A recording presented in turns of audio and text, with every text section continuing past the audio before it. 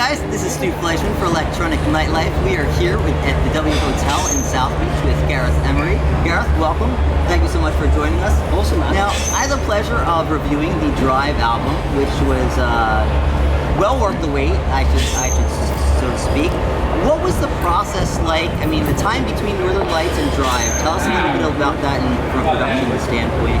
I guess in some ways it was difficult because Northern Lights was like a big album for me, and my career kind of really took off after that album. I guess I kind of went from being like a support act to doing a lot of headline shows on my own, and it became really difficult to get in the studio after Northern Lights because I was just touring so much everything. So I guess it probably took me about 2 years. I mean, obviously I released Concrete Angel, which a lot of people know. But again, it probably took me like 2 years until I kind of worked out how to write music on planes, like on a laptop rather than being in the studio. So I guess in about like 2012, 2013, I got a lot more proficient in making records, like, you know, on the move, whether it was like a plane, a train, or whatever.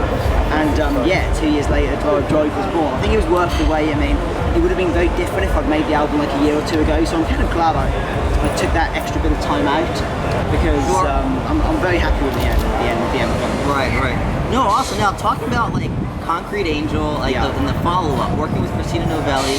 Tell us about working with her, and tell us about Dynamite and how, you know, just the collaboration with Christina. It's really cool. I mean, like, the one thing we wanted to do was avoid trying to make like Concrete Angel 2. You often find when people have like a follow-up to a successful record, they make something that sounds kind of the same, but like just a bit different. And, you know, they never generally work very well. So we're like, okay, like the Concrete Angel formula, we're going to put that to one side, and we're going to do something, you know, completely different from that.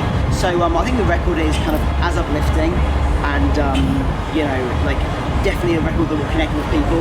We just sat in the studio in my place in LA and we're like, let's just try and write the most kind of like uplifting, end of night, kind of like festival record we can make. It's kind of made for that kind of like confetti going off, like fireworks in the sky. Yeah, you know, like second last tune of the night. That's kind of the way that's what we created the record to be. So we started with the chorus. We sat down.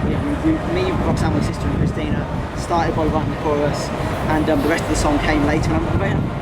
Awesome, cool. Now, the actual first release from the album is the track "You" with Bo Bruce. Yes. Tell us a little bit about that. Working with Bo. And, she's like so talented, man. Like, you know, it was a track she'd already written the vocal, and the original she did was kind of acoustic. That's the world she comes from, one of the rock tracks. When I listened to it, I was like, man, like this vocal is just like made for EDM. Like, this vocal is like an EDM anthem in the making. It's just in a rock track. So I sort of said to them, I was like, hey, look, I love your vocal. Could you send it to me? Let me try and do something with it. So they were like, oh, well, yeah, I'm not too sure, but anyway, here you go. I got it. And then they came and saw me play it at one of the major UK festivals. And then they were like, okay, we get it. We absolutely love it. Let's release it. And I was like, oh. There you go. So first track off the album, and yeah, it's come down well. Awesome. Now, I hear that one of your favorites on the album is a track called "Long Way Home." Yeah, maybe my favorite. That's the last track. It's a beautiful song. Tell us about how that one came together. I wrote it. I've begun the melody. I mean, I don't know how much of the background you have, but the album is inspired by driving from New York to Los Angeles with my wife last year. We kind of did like Route 66, kind of all like the old like motels, ghost towns, like deserts, kind of this stuff we don't really have in the UK. So it was an amazing journey. And I think like about a day or two before the end of the trip, we was like crossing into California. It was like a beautiful sunset, driving like the absolute fucking middle of nowhere.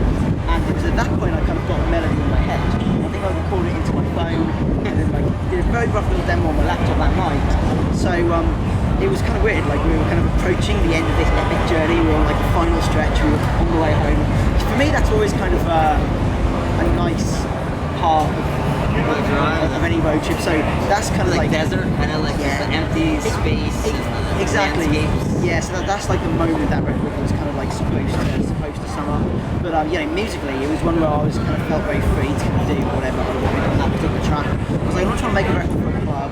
I'm not trying to make a record for any particular, you know, any sort of like, you know, festival or club environment. I was just making something I really loved, and you know, those ones tend to work out the best. Right. Awesome.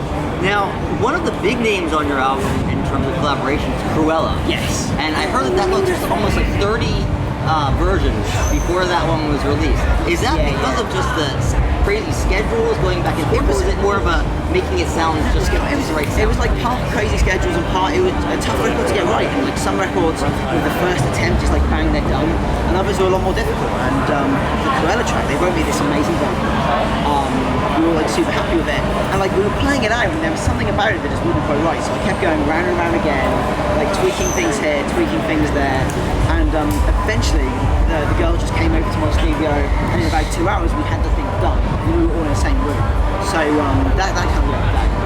You know, the process is kind of irrelevant. If the record in the end is right, and you're happy with the end product, that doesn't matter. Now, one of the surprises for me, because I never heard of LJ Ayrton. Oh yeah, well LJ Ayrton, yeah, she's kind of like an acoustic singer-songwriter. She does like it's an amazing track. I was just like blown away by that one. Yeah, well, I the instrumental, which I've been like kicking around for a while. I just knew it needed a vocal before it was really interesting enough to go out there. So I sent it to Roxanne, who co-wrote that one as well, and said, you know, do you know anybody whose voice would fit on it? It really needed a very kind of like floaty, ethereal voice, so it wouldn't have suited somebody like Christina, who's like a much bigger voice. And she was like, you have to listen to LJ. She was like, I'm in the studio for it tomorrow, let me try and write a vocal for it. And I just heard it, and I was like, wow, her voice is just like made for this record. Awesome. Very cool, very cool. Now, speaking of Roxanne, who I love, yes, I am like just absolute. If she puts something on YouTube, like piano cover, I follow her, like everything. Awesome. And Too Dark Tonight, I love that track on the under, and so you did a follow up with her as well. Tell us what's like working with your sister. So you brought her up a little bit before, and tell us about the track. Yeah, it was good. I mean, on this album she co-wrote 4 of the tracks. So like we really, and obviously she sung on Soldier as well. So we really worked together a lot, which was awesome. I mean, in the past, you know, we've always tried working together, but she's like super talented. We would often like fall out, you know, creative differences are tough ones in the family. I think like now we're both like a bit older, we've got to the place where, you know, we can work together really well. And yeah, I absolutely love the track. She sang it herself, Soldier, I think is amazing. And yeah, she also co-wrote Dynamite, Beautiful Rage, and Eye of the Storm. So, yeah, she's been all over. Well, we can't sit here and not talk about On Fire. I mean, like, amazing. That track just insane. When was the first time you heard that? Tell me the first time you first like. You'll laugh at this. So I was doing a DJ set where Christina was closing for me. Actually in Miami, it was at Live about a year ago. And during the day before the show, Christina was having like a little bit of a mix in Arcadia, which is the little club like below Live. So I went down just to say hello, what's up, and listen to some of the tracks she was playing. And I walk in and she's playing On Fire, and I was like, what the? She was like, oh, it's Roxanne's new track with Luke Bond. So I call her Roxanne, I'm like, yo, like, why is Christina playing a new track? And I'm like, but yeah, she like, so Christina got it that night, but I played it every time since then. So, yeah. Awesome. Cool. Now, I saw this new project that you did. You were talking a little bit about doing recordings on the road and whatnot, and there was this Off the Grid project. Yeah, I saw the video for that. Tell me a little bit about that, because you do projects when you're traveling a lot, but how is Off the Grid a little bit different in like location-wise and the influence of location on, you know, sound? It was basically me being sent into the absolute middle of fucking nowhere and told to make a record. It was kind of, it was tough. I mean, it was like a lot of hiking out into the middle of nowhere, like beautiful scenery, a lot of time spent filming, and basically getting my laptop out in like the strangest of places and kind of seeing how it, you know, influenced the creative process. But you know, at one point we found this abandoned old gold mine. It was like there was like no cell phone service. It was like 2 hours hike to get to it. But it was kind of interesting. There was all these old like rusty pipes. If you hit them with a rock, and we've got some pretty interesting sounds. So I actually stole the sound guy's little audio recording unit and his microphone, and like sampled all these things. And then I kind of made like effects and percussion loops with them and actually put them into the track. So it wasn't just the creative process, there was actually sounds I took from that environment that ended up in the record. Pretty unique, you know, way to use the environment. It was cool. And the track, I think, like we're going to give the track away. I think all the episodes will come out. I think that's the plan. And the track's a really nice track. I've been playing it out. It's been cool. Great.